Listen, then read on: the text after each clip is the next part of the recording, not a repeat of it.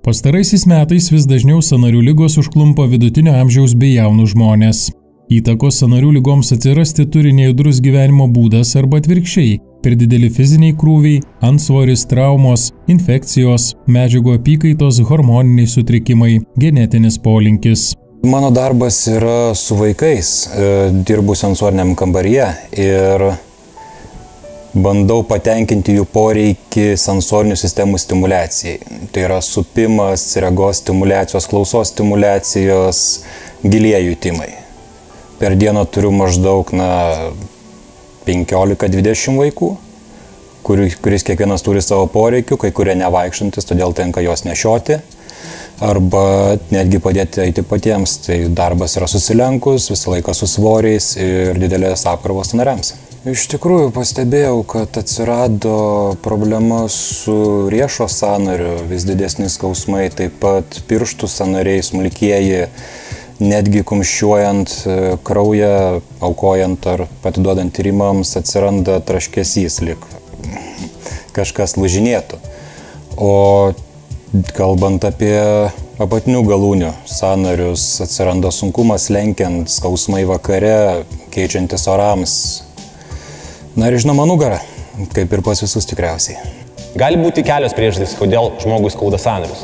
Viena iš priežasčių tai gali būti per mažas judėjimas, bet labai dažna viena iš tokių esminių priežasčių, tai kai pas žmogų yra raumeninis disbalansas. Kaip pavyzdys, jeigu pas žmogų judesys yra netaisyklingas ir, sakykime, šlaunies keturgalvio raumenys yra stipriai įtempti, pertempti ir žmogus lipa laiptais, jam labai dažnai pradeda skaudėti kelius. Ir priežastis yra todėl, kad nuo per didelės įtampos mūsų sąnarys yra per daug apkraunamas ir atsiranda trintis. Atsiradus trinčiai atsiranda uždegimas. Netaisyklingas sėdėjimas prie stalo, nuolat pasikartojantis tie patys vienos padėties judesiai pagreitina sąnarių skausmų atsiradimą. Su amžiumi, aišku, sąnarys dėvisi, tai priklausome nuo žmogaus gyvenimo būdo, kiek jis buvo aktyvus sportininkas, ką jis gyvenime veikia, kiek sąnarys gavo daugiau krūvio, tai to jisai greičiau pradeda dėvėtis. Tai yra daugiau mažiau su to susiję. Ir jeigu, tarkim, ramesnį gyvenimą gyveno, mažiau traumų turėjo, ne tiek daug to sporto, tai sąnarys tikėtina, kad bus pažeistas daug vėliau. Sąnarių problemos ir skausmai atsiranda tuo metu, kai organizmui normaliam sąnarių aprūpinimui pradeda trūkti įvairių medžiagų. Svarbiausia iš jų yra kolagenai. Tai yra natūraliai žmogaus organizme susintetinamas baltymas. Tačiau mūsų mitybos ypatumai ir įpročiai dar labiau pagreitina sąnarių degeneraciją. Žmonės per mažai vartoja baltyminio maisto. Jeigu žmogus maitinasi ir jo mityboje trūksta baltymų ir pasi tarp valgymo yra labai didžiuliai langai, vadinkime 6 valandas žmogus nevalgo ar 8, mūsų organizmas reikalauja maistinių medžiagų. Ir geriausia ir lengviausia jam yra skaidyti raumenis, kaip sakant, baltymus. Tai labai dažnai matome, kad žmogus sako, man nereikia valgyti, man vieną kartą ryte pavalgiu ir vakare ir viskas. Ir labai dažnai matome, kad tas žmogus labai būna dažniausiai perkaręs. Baltymų trūkumas susilpnina raumenis aplink sąnarius ir skausmai didėja nuo kremzlių trinties. Dovydo specialybė padėjo rasti būdą, kaip greičiau palengvinti savo gyvenimą. Teko ieškoti informacijos pačiam internete, teko bendradarbiauti su kolegomis kineziterapeutais. Iš jų buvo gauta šiokie tokie patarimai, bet to nepakako, todėl teko domėtis dar giliau straipsniais, atliktais tyrimais ir taip išėjo, kad radau būtent šį produktą, kuris yra pakankamai panašus ir netgi identiškas mūsų organizme gaminamam kolagenui. Semiogemzė tai yra maisto papildas, vienintelis biologiškai aktyvaus kolageno 1 ar kolageno 2 derinys su vitaminu C. Kolagenas yra tikrai labai vertinga medžiaga, kuri yra reikalinga mūsų organizmui ir kurią su amžiumi organizmas vis pasigamina mažiau.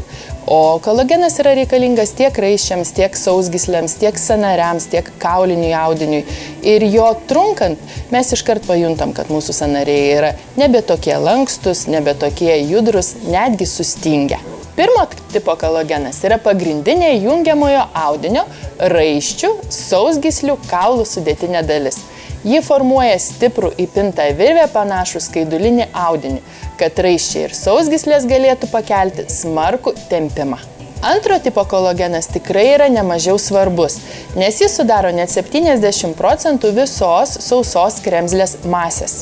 Antro tipo kolageno daugiausia randama sąnarių kremzlėse, kur jis priešingai iš labai plonų skaidulų formuoja tankius erdvinius tinklus, nes kremzlę spaudžiant ją apkraunam visomis kryptimis. Semiogemzės sudėtyje taip pat mes rasim vitaminą C, kuris yra tikrai labai reikalingas, kad susidarytų normalus kolageno kiekis organizme. Populiarus tarp suaugusių, norinčių išlaikyti sveikus, gyvybingus sąnarius ir kuo ilgiau gyventi be rūpesčių, džiaugtis aktyviu gyvenimu.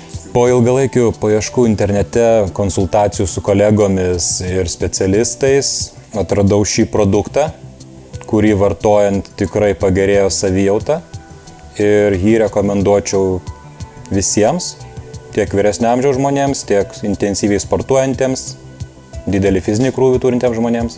Maisto papildo semiogemzė vartojimas tikrai paprastas ir labai patogus, nes reikia tik vienos kapsulės per dieną. Dėžutėje mes rasim 60 kapsulių, tai rasime kursą net 2 mėnesiams.